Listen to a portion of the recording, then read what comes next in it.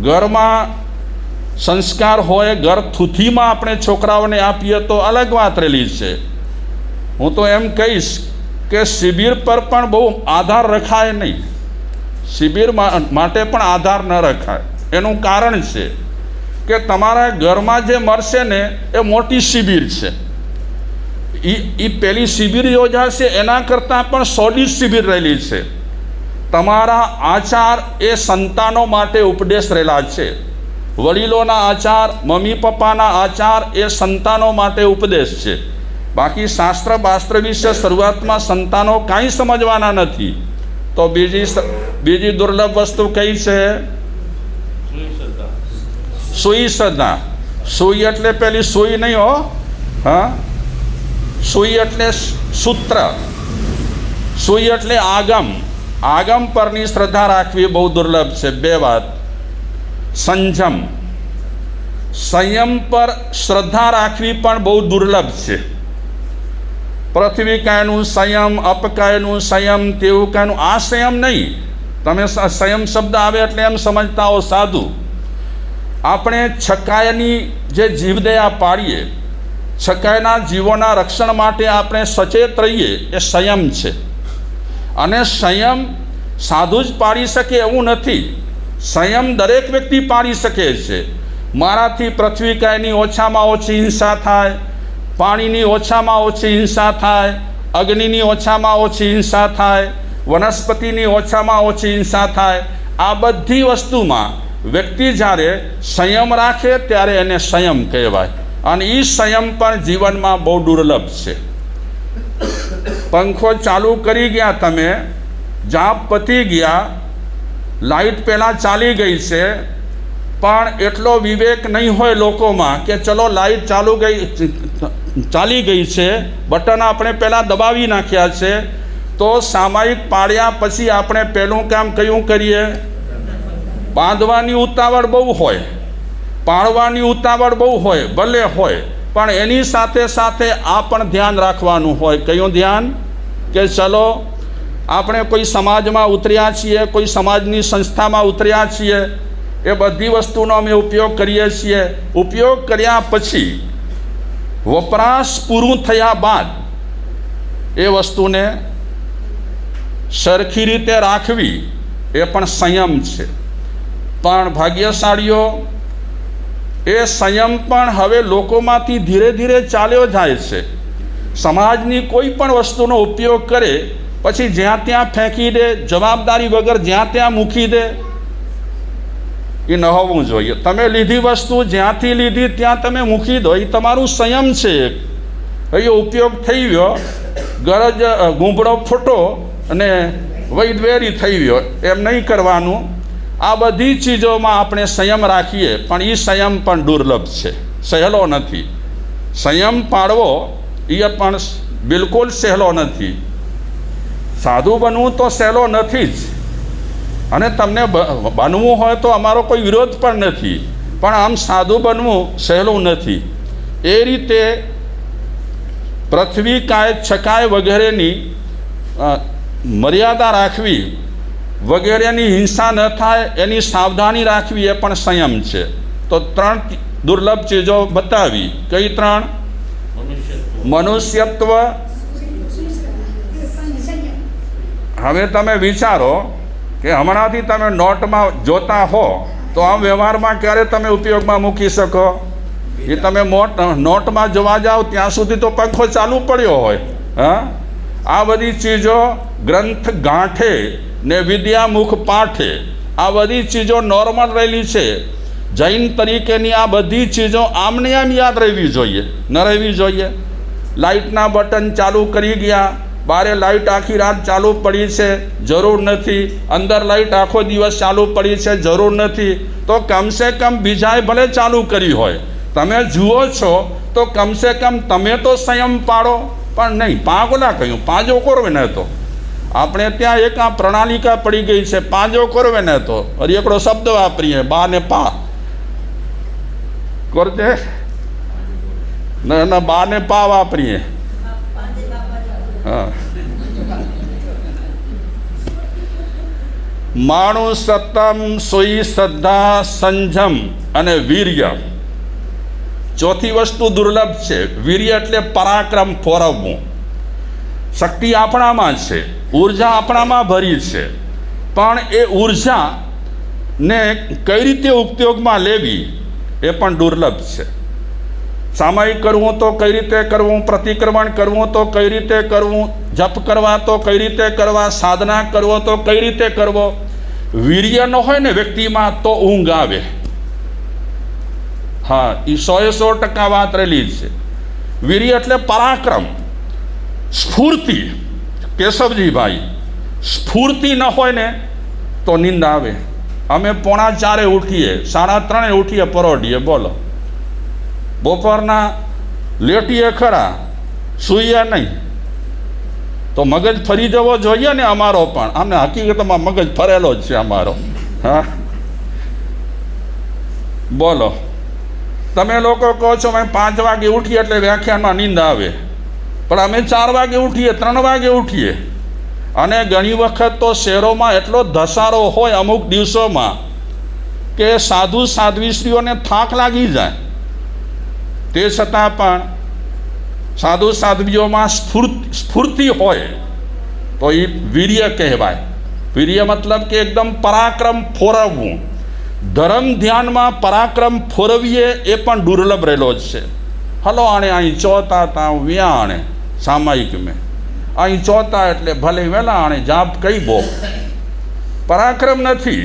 જેને આપણે કહીએ ને એકદમ શું કહેવાય, એકદમ આમ ધર્મ ધ્યાન કરતા આમ જણજણાટી થવી જોઈએ. એ જણજણાટી નથી, એ દુર્લભ છે. નથી એનું કારણ છે દુર્લભ છે. અમે દીક્ષા લઈ લીધી, થોડો ટાઈમ નીકળી ગયો, પછી અમે પણ વિચારીએ અરે રે ક્યાં ફસાણા આમાં. આ બધા લોકો જલસા કરે છે, ગાડીઓમાં ફરે છે અને અમે ફસાઈ ગયા. આવું અમે વિચારીએ તો અમારામાંથી પણ વીર્ય ચાલ્યો ગયો, પરાક્રમ ચાલ્યો ગયો, સ્ફૂર્તિ ચાલી ગઈ. દુર્લભ છે બહુ 4 ચીજો. અને એમાં આપણે પહેલી વાત કરીએ મનુષ્યત્વ. અત્યારે આપણને બધાને માણસ તરીકે આકાર મળ્યો છે, આકૃતિ મળી છે અત્યારે માણસ તરીકે. હજી આપણને પ્રકૃતિ માણસ તરીકે થઈ હશે કે નહીં થઈ હોય એક મોટો સવાલ છે. પ્રકૃતિ હજી આપણી જૂની પણ હોય. જૂની મતલબ કે ઘણા ભવ કરી આવ્યા છીએ. કૂતરા, કાગડા, બિલાડા, વાઘ, સિંહ જેવા તેવા કેટલાય ભવ કરી આવ્યા છીએ. એ બધાની પ્રકૃતિ આપણી સાથે રહેલી હોય. કોઈકને ભસીએ, કોઈકને ડાળીએ, કોઈકને ચક્ક ભરાવીએ, આવું બધું આપણે કરતા રહેતા હોઈએ. એ સમજવાનું કે આ બધી પ્રકૃતિ ભવાંતરોની સાથે આવી છે. ઘણા લોકો એકદમ બોલવામાં, ચાલવામાં એટલા મીઠા રહેલા હોય, એટલા સરસ રહેલા હોય, ન ગુસ્સે થાય, ન મનમાં કંઈ આક્રોશ જેવું હોય, એકદમ પરમ શાંતિથી જીવન જીવતા હોય. જોયા છે એવા કોઈ માણસને? ન ગુસ્સો આવે, પરમ શાંતિથી જીવન જીવતા હોય. એ બહુ મુશ્કેલ છે ભાઈ સાહેબ. શાંતિભાઈને પણ ચોટણી પાવીએ ને તો ખબર પડે કે શાંતિભાઈ હોય કે નરેશ મુનિ રહેલા હોય, કોઈ પણ રહેલા હોય. આ તો જ્યારે પરીક્ષાની એરણ પર આપણે જ્યારે આવીએ ને ત્યારે ખબર પડે કે આપણામાં કેવું છે બધું. હાલમાં આપણે ઘણા ભવો કરતાં અહીંયા આવ્યા છીએ. અને ઘણા ભવોમાં આપણે કઈક એવા ભવો કર્યા છે કે જેમાં ક્રૂરતા રહેલી હોય, ઘણી ખરાબીઓ હોય આપણમાં. એ બધી ચીજો આપણે સાથે લઈને આવ્યા છીએ. એટલે હમણાં આપણને માણસની આકૃતિ મળી છે. મનુષ્ય તરીકે પ્રકૃતિ આપણને તૈયાર કરવાની છે. આ બધા શાસ્ત્રો બાસ્ત્રો જે કાંઈ છે એ આપણી પ્રકૃતિ મનુષ્ય તરીકેની તૈયાર થાય એટલા માટે છે. પણ એ બહુ દુર્લભ છે. માણસ તરીકે જન્મ થવું અને માણસાઈ જીવનમાં આવવી એ 2 ચીજો. એક તો મનુષ્ય જન્મ જલ્દી મળતો નથી, અને મનુષ્ય જન્મ જો મળી જાય તો માણસાઈ આવવી બહુ જ મુશ્કેલ છે, અતિ મુશ્કેલ છે. પ્રખર ચિંતક સોક્રેટિસ એક વખત ફરતા બગીચામાં આવ્યા. તો એ આવ્યા એનાથી પહેલાં બગીચામાં 4-5 યુવાનો ફરવા માટે આવ્યા છે. એ 4-5 યુવાનો બગીચામાં લટાર મારી રહ્યા છે અને લટાર મારતા મારતા એ 4-5 યુવાનો એકબીજામાં વાતો કરે છે કે ચલો આપણે આજે એકદમ ફ્રેશ થઈને આવ્યા છીએ તો ચર્ચા કરીએ, કોને શું બનવું છે એ ચર્ચા કરીએ. તો બેઠા બધા યુવાનો ખુરશી બુરશી પર. એમની ચર્ચાનો વિષય હતો કોને શું બનવાનું. સોક્રેટિસ પડખે બેઠા છે. એ વિચારે છે આ છોકરાઓ કંઈક ચર્ચા કરવા માગે છે, ચાલો સાંભળીએ તો ખરા જુવાનોની ચર્ચા. તો એક જુવાન મિત્રોને કહે છે, દોસ્તો એક પછી એક વારા ફરતી બધાને કહેવાનું છે કોને શું બનવાનું. એક યુવાન તરફ આંગળી ચીંધી એને પૂછે છે, બોલ તને શું બનવાનું છે, તારે શું બનવાની ઈચ્છા છે. એ યુવાન કહે છે, મારે ધનાઢ્ય બનવું છે,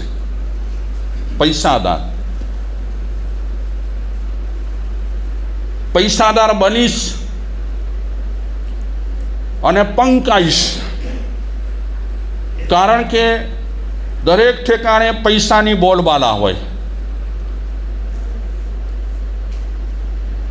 પૈસા ફેંકો, તમાશા દેખો. પૈસા વગર દુનિયામાં કાંઈ નથી. લગભગ આમ જનરલી બધાના વિચાર આ જ છે. ભલે છોકરાઓ ભણતા હોય, ડિગ્રીઓ પ્રાપ્ત કરતા હોય, પણ એક લાઈન સિવાય બીજી કોઈ લાઈન લેતા નથી.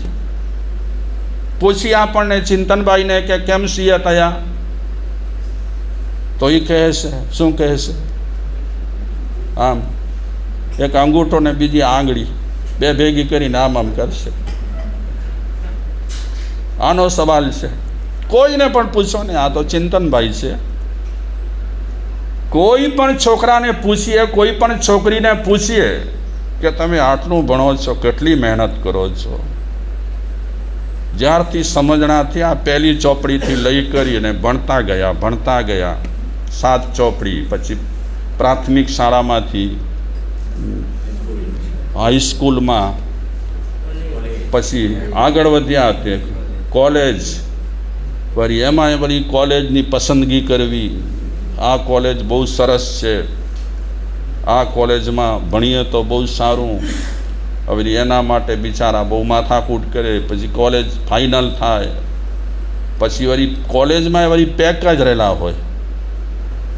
કારણ કે બીજા જેમ ઉદ્યોગો છે તેમ શિક્ષણ પણ હવે ઉદ્યોગ થયો છે. હવે વિદ્યા વેચાય છે, ઉદ્યોગ તરીકે છે. અને મોટા મોટા રાજકારણી માણસોની સ્કૂલો ચાલતી હોય, મોટા પાયે મોટી હાઈસ્કૂલો, મોટી મોટી કોલેજો, રાજકારણીઓના નામની લાખો કરોડો રૂપિયાના ટર્નઓવર થતા હોય. ક્રેઝ આ જ છે. બધા લોકો એ તરફ ઢળ્યા છે. તો પેલો યુવાન કહે છે, મારે ધનાઢ્ય થવું છે. ધનાઢ્ય થવામાં બહુ મજા છે. સારા આપણે બંગલા બનાવી શકીએ, કેસરિયા નિવાસ નામ આપી શકીએ, હા, આવું બધું ઘણું કરી શકીએ. તો બીજા યુવાન તરફ નજર કરે છે કે બોલ દોસ્ત તારે શું બનવું છે. બીજો યુવાન કહે છે, મારે રાજકારણી બનવું છે. પૈસા કમાવા માટે આ રસ્તો બહુ સહેલામાં સહેલો જ છે. જોકે જલ્દી પદ ન મળે, હોદ્દો ન મળે, એમાં ઘણું કરવું પડે. શું કરવું પડે? હે, આમાં પ્રયાસ ચાલતો નથી બાપા. અમે પેટરબાર હતા તો ત્યાંના જે ટ્રસ્ટી હતા એમણે કીધું કે મારા મિસિસ હવે આ હોદ્દા પર આવવા માગે છે અને સામે જે વ્યક્તિ છે હોદ્દા પર બેસાડનાર એ આટલા કરોડ રૂપિયા માગે છે કે આટલા કરોડ રૂપિયા તમે આપો તો તમને આ હોદ્દો મળે. તો એ લોકો સમજે કે આ રૂપિયા આપી દઈશું તો નુકસાની નથી છે. પદ મોટો મળે, હોદ્દો મોટો મળે તો એ લોકો આનાકાની નથી કરતા, 2-5 કરોડ આપી દે. કારણ કે સામે પદ મળ્યા પછી શું હોય? હા, એ વળી કંઈકની ટોપીઓ ફેરવતા રહે, કંઈકને સહી સિક્કા કરાવતા રહે. એટલે આમ ભાઈએ કીધું કે મારે રાજકારણી બનવું છે, મોટા નેતા, રાજનેતા. ત્રીજાને પૂછે છે, દોસ્ત તું બોલ શું બનવું છે?